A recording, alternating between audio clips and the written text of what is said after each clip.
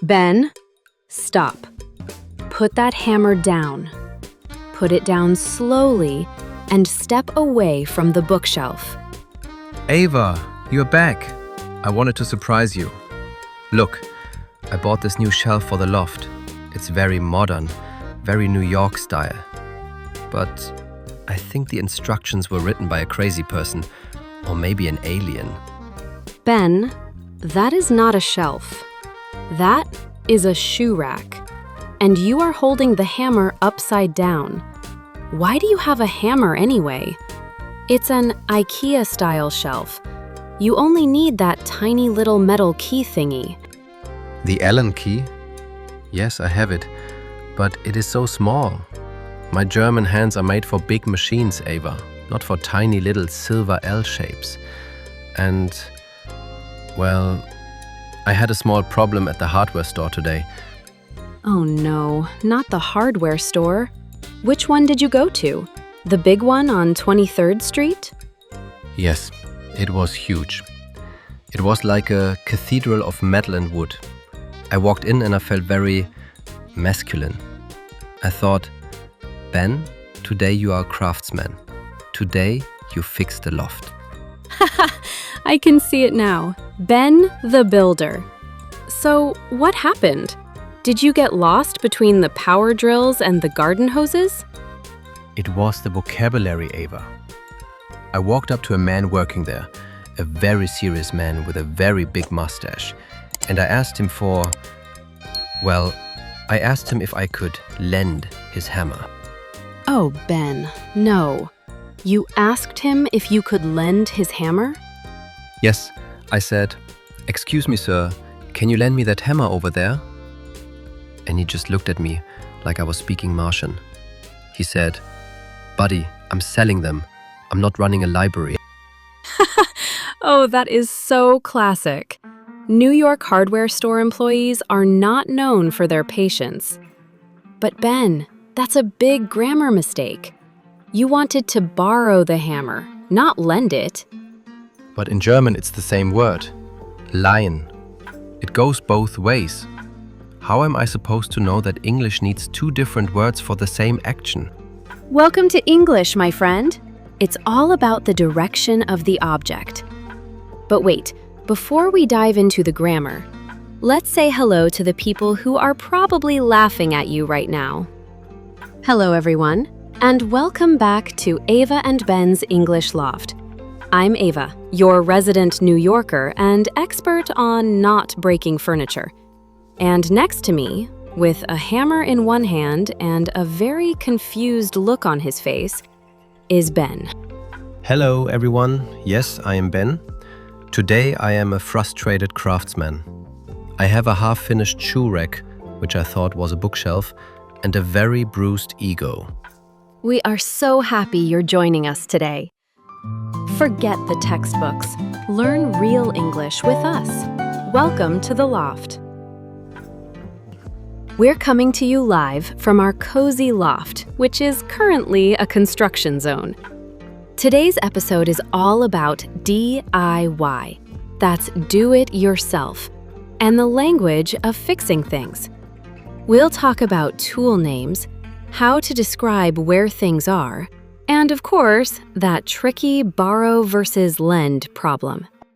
Yes, it is a very important episode, because if you make a mistake in a New York hardware store, the man with the mustaches will not be your friends. Exactly. So, Ben, tell me more about the store. After the mustache man yelled at you, what did you do? Well, I tried to find the things myself. I needed a thing to put the screws in. A screwdriver? Yes, a screwdriver. But there were thousands of them. Long ones, short ones, fat ones. And then I saw a sign that said, Phillips Head. And I thought, who is Phillips? And why is his head in the tool aisle? Oh, Ben. A Phillips head is just the type of screwdriver that looks like a little cross or an X on the tip. It's named after a guy named Henry Phillips. It's not an actual head. Good, because for a moment I thought I was in a horror movie, not a hardware store. So I found the Phillips guy, the screwdriver, and then I needed some, those metal things that go into the wall. Nails or screws? Both, but I didn't know where they were. I asked another worker and she gave me very fast directions. She said, "They're right next to the drills, behind the paint cans and under the flashlights." Wow, that's a lot of prepositions in one sentence. Did you find them? No. I stood there for 10 minutes, looking next to the drills, but I only saw hammers. Then I looked behind the paint, but I only found more paint. I felt like I was playing a game of Where's Waldo, but with hardware. This is why we need to practice our prepositions of place. If you don't know the difference between next to and behind in a store that's the size of a football field, you're going to be there all night. I was there for 2 hours, Ava. 2 hours. I even bought a bucket of white paint because I was too embarrassed to leave with nothing. But we have white walls already. I know, but the worker was looking at me and I felt the pressure. So I grabbed the paint, the Phillips Head, and this shoe rack, and I ran to the exit. Well, at least you made it back in one piece. And look on the bright side. Your struggle is the perfect lesson for our listeners. I am glad my suffering is useful for someone. But seriously, Ava, can we talk about this borrow and lend thing? It is driving me crazy. Of course. Let's sit down. Carefully. Don't sit on the shoe rack. It looks unstable. And let's start the breakdown. Okay, Ben, let's tackle the big one first. Borrow versus lend.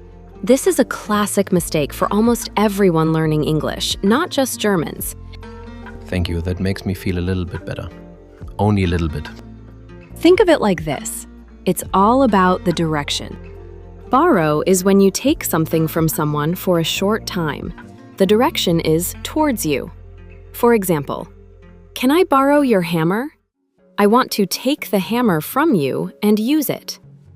Okay, so borrow is nehmen. Exactly. And lend is the opposite. It's when you give something to someone for a short time. The direction is away from you. For example, "Ben, can you lend me $5? You are giving the money to me. So lend is geben. Yes. A good way to remember it is that lend ends with a D, just like the word delivered. You are delivering the item to someone else. And borrow starts with a B, like bring it to me. Lend, delivered, borrow, bring it to me. Okay, that is a good trick. So if I am at the store and I want to use their phone, I say, "Can I borrow your phone?" Perfect, because you are taking the phone into your hand. But the store owner might say, "I can't lend you my phone, it's broken." Because he doesn't want to give it to you. I think I understand. I borrow from you and you lend to me. Exactly, you got it, 100%. Okay, one problem solved. But what about the tools? I mean, there's so many names. Hammer's easy, but the rest? Well, that's what we're going to look at next. We're going to do a toolbox tour. Okay, Ben, let's continue our construction work. You mentioned a toolbox tour. I think our listeners would love that. Because let's be honest, the metal thingy or the wooden stick are not very helpful words when you are in a hardware store. Yes, please. Because when I was standing in front of that wall of tools, I felt like a child. I knew what I wanted to do, but I didn't have the words. Well, let's start with the basics. You already mentioned the hammer. That's the same in many languages, so that's easy. But what do you use the hammer for? For the nails, right? You hit the nails into the wood? Exactly. You drive a nail into the wall. And if you make a mistake, you use the back of the hammer to pull the nail out. Okay, Nails and hammers. Got it. But what about the things that look like nails but have a spiral? Those are screws. S-C-R-E-W-S. And for screws, you don't use a hammer. You use a screwdriver, like your friend Phillips. Yes, my friend Phillips and his cross-head screwdriver. But Ava, I saw some screwdrivers that were not manual. They had batteries and they made a very loud noise. Vroom, vroom. Those are power drills, or just drills. They are every New Yorker's favorite tool when they move into a new apartment. You hear them through the walls every Saturday morning. Zzzt, zzzt. Ah, a drill to make a hole. That sounds much easier than doing it by hand. My arms are still tired from that shoe rack. I believe you. And what about when you need to measure the space? Did you check if the the shoe rack, actually fits next to the door? Well, I tried to use my arm. I thought it's about 3 arms long. Ben, no! This is America. We don't measure in arms. We use a tape measure. It's that yellow metal ribbon that zips back into a plastic box. Zip? A tape measure, okay. And you use inches and feet, right? Not centimeters. Exactly. If you ask for a 2-meter shelf, the mustache man will look at you even more strangely. You have to ask for feet and inches. It's like a completely different world. A different language, different numbers. No wonder I bought the wrong thing. It's okay. It's a process. Now, let's talk about where you put these things. You said the worker gave you directions with a lot of prepositions? Yes, she said next to, behind, and under. Let's practice that with the things right here in the loft. Look at the hammer. Where is it now? The hammer is on the table. Good. And where is the box of nails? The nails are next to the hammer. Wait, I have a question. What is the difference between next to and beside? I hear both. Great question. Actually, there is almost no difference. They mean the same thing. Beside sounds a little more formal, maybe a little more fancy. In a hardware store, people usually say next to. Okay, next to? And what about behind? Behind means at the back of something. For example, your bucket of white paint is behind the sofa. I can see it hiding there. Haha, yes. I'm hiding it because I'm ashamed of it. And the screwdriver? I think it is under the sofa. Let me check. Yes, it's right under the cushion. You really are a messy craftsman, Ben. I am a creative craftsman, Ava. There is a difference. So, Ava, we have the tools, we have the prepositions, and I finally know the difference between borrow and lend. But I still have a half-finished shoe rack in the middle of the room. Well, that's where the most important DIY rule comes in. Is it read the instructions? No, the rule is, if it doesn't work, call a professional.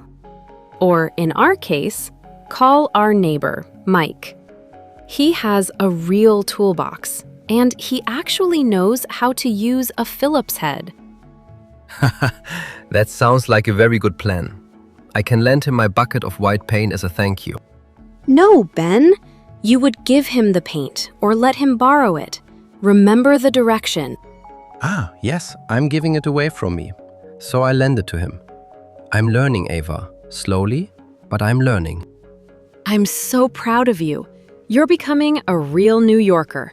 Soon you'll be complaining about the subway and drinking coffee while walking at 5 miles per hour. I already do the coffee part, but maybe I should stick to my day job and leave the hammers to the professionals. Good idea. Let's leave the shoe rack for Mike. Why don't we go out and get some pizza instead? I think we've earned it after all this hard work. Pizza sounds perfect. Can I borrow $10?